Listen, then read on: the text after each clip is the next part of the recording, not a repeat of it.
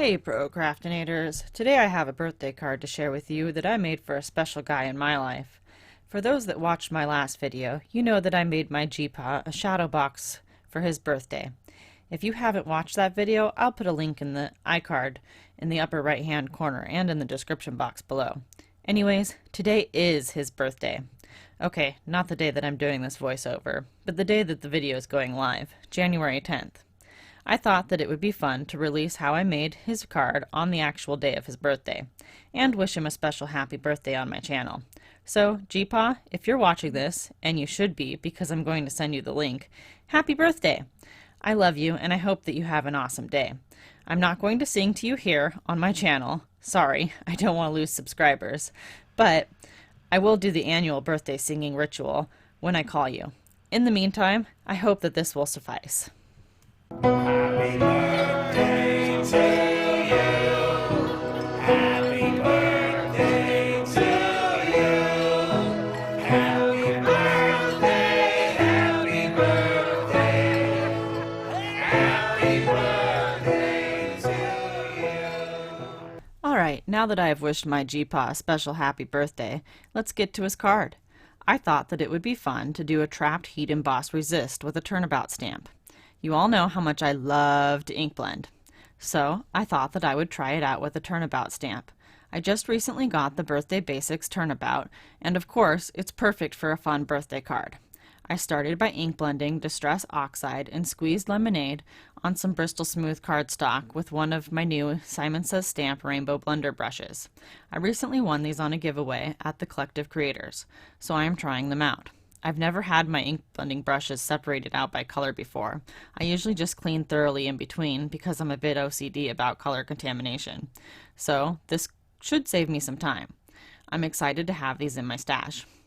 After getting the cardstock completely covered in squeezed lemonade, I made sure to thoroughly dry the ink.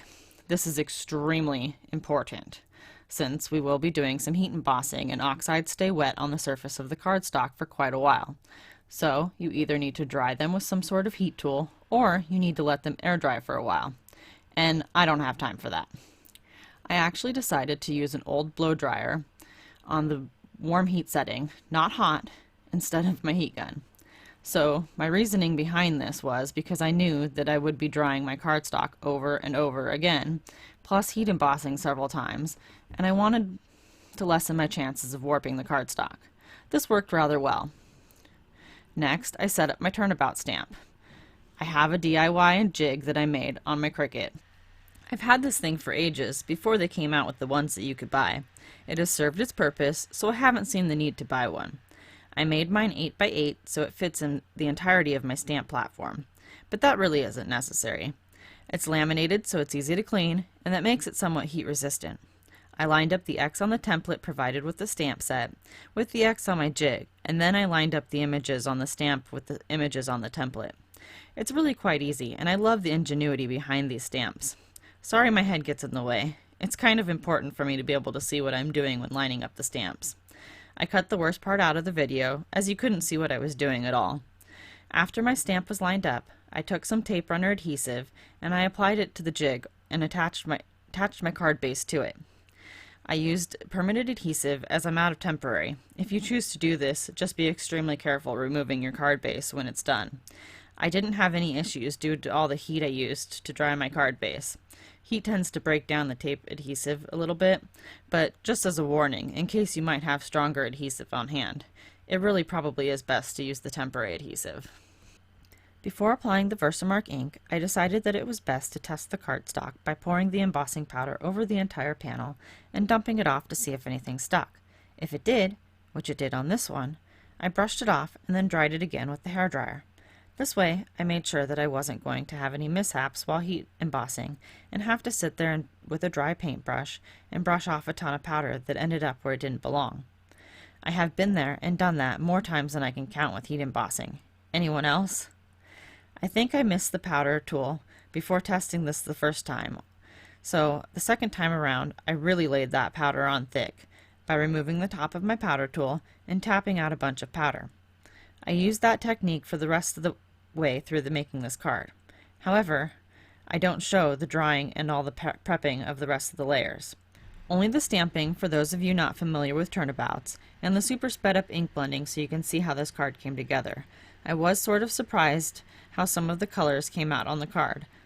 One of them wasn't true to the ink color, which is why I left that part in, even though I know some of you skipped the ink blending. Plus, it's kind of the technique for the whole video. Okay, so after applying the Versamark, I applied Ranger Clear embossing powder and heat set it with my heat tool.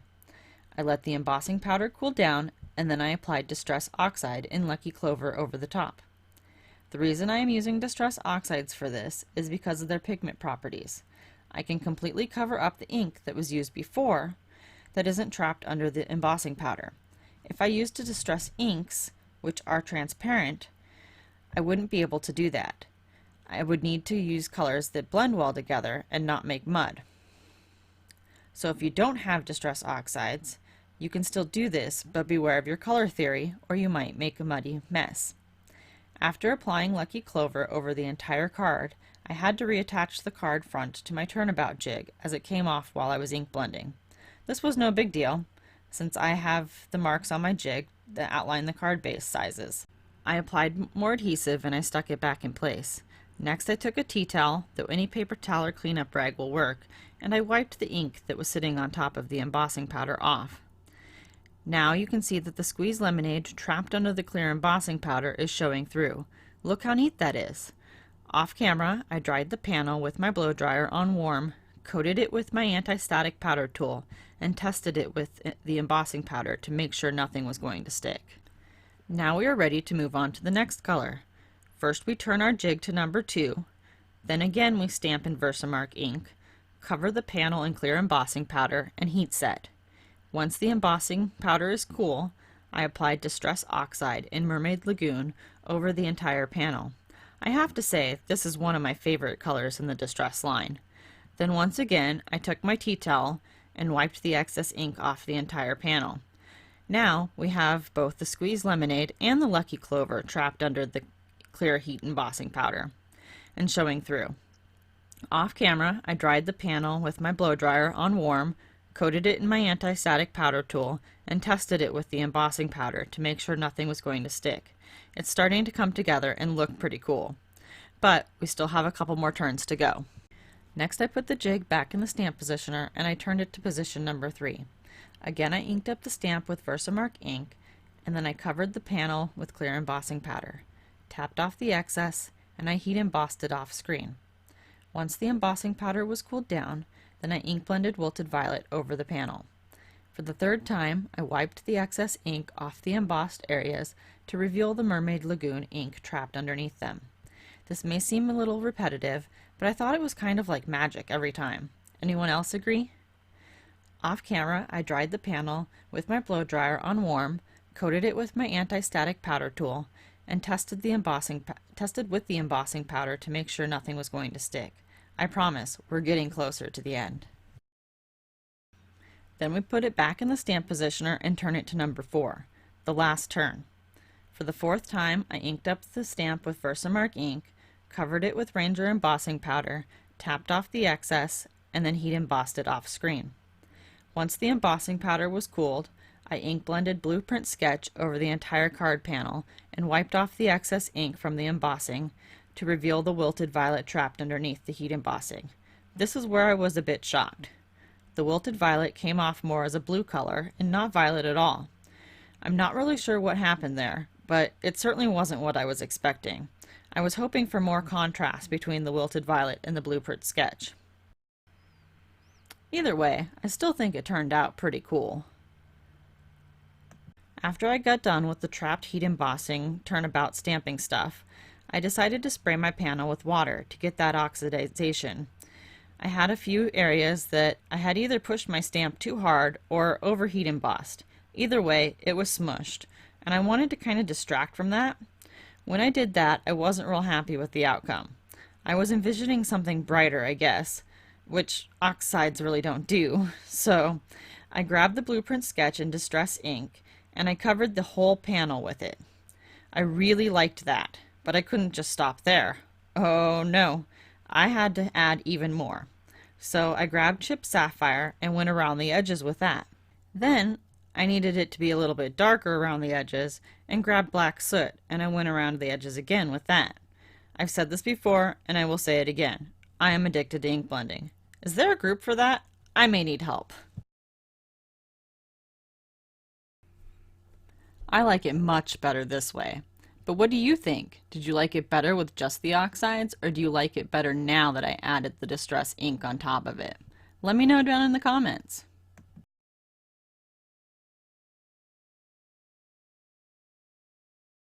After all that ink blending and time spent on an amazing background, I needed to figure out a sentiment that didn't cover it all up. I thought about it for a little bit, and I decided that I wanted to play with a new Christmas toy. My grandma on the other side of my family got me a laser printer for Christmas.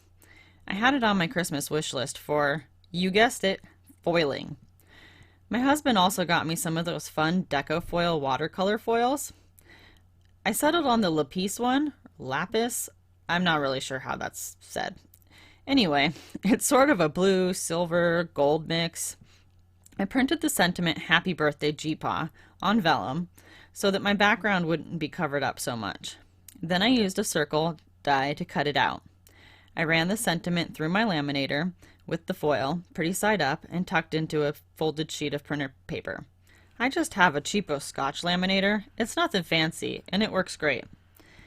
The only mistake that I made was that I used my fingernail to try to scrape the excess foil that was left in the holes of the A's, P's, and whatnot, and it scratched off on the actual letters.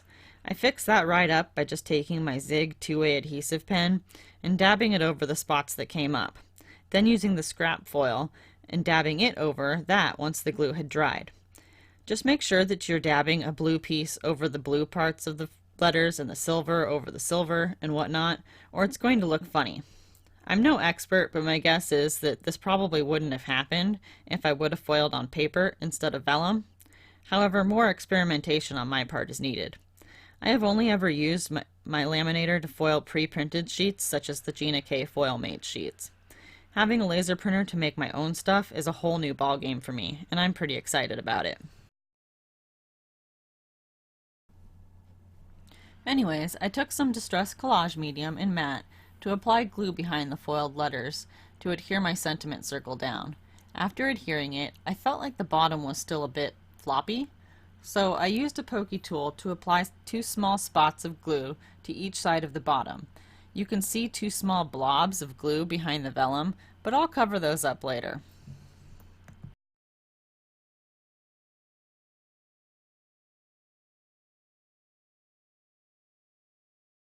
Next I took the sentiment, May Your Day Be As Wonderful As You Are, from Simon Says Stamp Tiny Words Birthday Stamp Set, and stamped that in Versamark ink and heat embossed it in Ranger White embossing powder. I decided to do this on blue cardstock because I thought it would look nice with the blues that I already had going on in the background. Then I die cut it out with My Favorite Things Slanted Sentiment strip dies.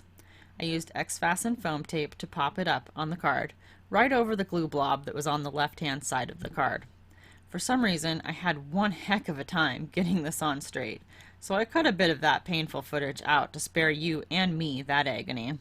Like seriously, I think I ripped it off the card about 4 times. Happens to the best of us. Moving on to the inside, I decided to use Concord 9th's Everyday Greeting Stamp Set to stamp You're the Best Ever in Blueprint Sketch Distress Oxide ink. I chose this sentiment, well, because he is the best G-Paw ever, so it was only fitting. Off screen, I finished off the card with some Nuvo crystal drops in Simply White, which you can see in the final photos at the end of the video.